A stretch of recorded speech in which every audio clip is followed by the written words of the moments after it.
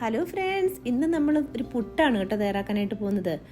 പുട്ടെന്ന് പറയുമ്പോഴത്തേക്ക് എല്ലാവരും വിചാരിക്കും ഇതെന്താ എല്ലാവരും ഉണ്ടാക്കുന്നതല്ലേന്ന്. ഈ പുട്ടിനൊരു പ്രത്യേകതയുണ്ട്. ഇത് നമ്മൾ ചോറ് വെച്ചിട്ടാണ് ഉണ്ടാക്കാനായിട്ട് പോകുന്നത്.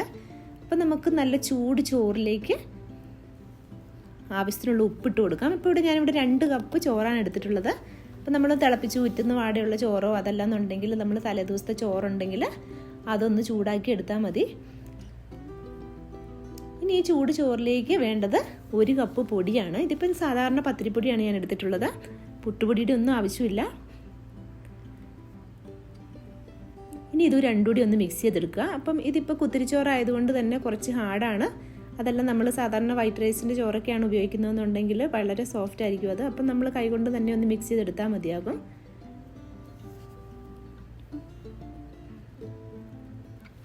ഇതെല്ലാം ഒന്ന് ഇങ്ങനെ മിക്സ് എടുത്തതിന് ശേഷം ഇത് കുറച്ചുകൂടിയൊക്കെ ഒന്ന് മിക്സ് ആവാനുള്ളത് കൊണ്ട് ഞാനിതൊന്ന് മിക്സിയിൽ ഇട്ടൊന്ന് അടിച്ചെടുക്കുകയാണ്. അപ്പം മിക്സിയിൽ ഒരുപാട് സമയമൊന്നും ഇടണ്ട, 2 സെക്കൻഡ് ഒന്ന് കറക്കി എടുത്താൽ മതി. അപ്പോഴത്തേക്കും ഇതെല്ലാം കൂടി ഒന്ന് പൊടിഞ്ഞു വരും. പിന്നെ ഇതിലേക്ക് നമ്മൾ കുഴച്ചെടുക്കുമ്പോൾ എന്ന് വെച്ചാൽ ഒരു തുള്ളി പോലും വെള്ളം ചേർക്കാനും പാടില്ല. ആ ചോറിൻ്റെ ഒരു നനവ് കൊണ്ടാണ് നമ്മൾ പൊടി നനഞ്ഞു കിട്ടുന്നതും. അപ്പോൾ ഇതെല്ലാം ഞാൻ ഇതുപോലെ ഒന്ന് മിക്സിയിൽ ജാറിലിട്ട് ഒന്ന് കറക്കി എടുത്തിരിക്കുകയാണ്. അപ്പോൾ ഈ പൊടിയെല്ലാം ഒന്ന് മിക്സിയുടെ ജാറിലിട്ട് റെഡിയാക്കി എടുത്തിട്ടുണ്ട്. ഇനി ഇതിവിടെ ഇരിക്കട്ടെ. നമുക്ക് പുട്ടും കൂടെ ഇതിലേക്ക് ആവശ്യത്തിനുള്ള വെള്ളം 1 ലിറ്റർ ഒഴിച്ചു കൊടുക്കാം. പിന്നെ ഇതിലേക്ക് ഒരു ഫ്ലേവറിനായിട്ട് ഞാൻ ഒരല്പം ജീരകവും കൂടി ചേർക്കുന്നുണ്ട്. നല്ല ജീരകമാണ്. പലർക്കും ഒരു ഡൗട്ട് ഉണ്ടായിരുന്നു, ഇങ്ങനെ ജീരകം ചേർത്ത് കൊടുക്കുമ്പോഴത്തേക്കും ആ പുട്ടിൽ വേറെ ചുവ വരത്തില്ലെന്ന്. അങ്ങനെയൊന്നുമില്ല. നമ്മൾ ഈ വെള്ളത്തിൻ്റെ ആ ഒരു ആവി തട്ടിയാണ് നമ്മുടെ പുട്ട് റെഡിയായി വരുന്നത്. ആ ആവിയാണ് പുട്ടുപൊടിയിലേക്ക് വരുന്നതും. അപ്പോൾ അതിന് നല്ലൊരു ഫ്ലേവർ കിട്ടാൻ വേണ്ടിയാണ്. ആ പുട്ടിന് തന്നെ നല്ലൊരു സ്മെല്ലും നല്ലൊരു ഫ്ലേവറും ആയിരിക്കും നമ്മൾ പുട്ടുണ്ടാക്കി വരുമ്പോഴേക്കും.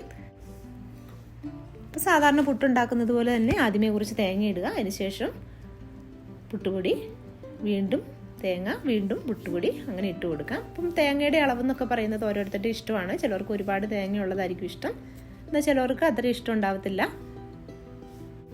അപ്പോൾ ഇനി ഇത് പുട്ടും കുടത്തിന് മുകളിലേക്ക് വെച്ച് കൊടുക്കാം. പിന്നെ ചിലർക്കുള്ളൊരു സംശയമാണ് എത്ര സമയം എടുക്കും ഒരു പുട്ട് റെഡിയായി കിട്ടാനായിട്ടെന്നുള്ളത്. അതിനൊരു കറക്റ്റ് സമയം നമുക്ക് പറയാൻ പറ്റില്ല. കാരണം ചിലപ്പോൾ നമ്മുടെ ഗ്യാസിൻ്റെ തീയുടെ അളവ് അനുസരിച്ചായിരിക്കും. കാരണം ചിലപ്പോൾ നല്ല ഫ്ലെയിമിലായിരിക്കും നമ്മൾ ഉണ്ടാക്കിയെടുക്കുന്നത്, ചിലപ്പോൾ ലോ ഫ്ലെയിമിലായിരിക്കും. അതുപോലെ തന്നെ പുട്ടും കുടത്തിൻ്റെ വലിപ്പമൊക്കെ ഉണ്ട്. അതിൽ ഒരു 3 മിനിറ്റൊക്കെ മതി ഒരു പുട്ട് തയ്യാറാക്കി കിട്ടാനായിട്ട്. ഇങ്ങനെ ആവി വന്നു കഴിഞ്ഞാൽ ഒരു 2 മിനിറ്റ് നേരവും കൂടി വെച്ചാൽ മതി. അപ്പോൾ ഇത്രയേ ഉള്ളൂ. നമ്മുടെ പുട്ട് ആദ്യത്തെ ട്രിപ്പ് പുട്ട് ഇവിടെ റെഡിയായി. ഞാനിത് പാത്രത്തിലേക്ക് മാറ്റുകയാണ്. കണ്ടോ, നല്ല സോഫ്റ്റാണ്. നമ്മളൊരു പഞ്ഞി എന്ന് പറയത്തില്ല, അതുപോലെ സോഫ്റ്റാണ്. കാരണം ചോറും ആ പത്തിരിപ്പൊടിയും കൂടി ആയതുകൊണ്ട് തന്നെ വളരെ സോഫ്റ്റാണ്. കഴിക്കാത്ത ആൾക്കാർ പോലും ഇതുപോലൊരു പുട്ടുണ്ടാക്കി കൊടുത്തു കഴിഞ്ഞാൽ കഴിക്കും.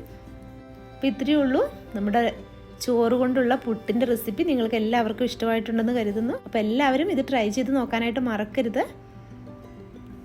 അപ്പോൾ അടുത്തൊരു വീഡിയോയുമായി ഉടനെ കാണാം. Thank you for watching.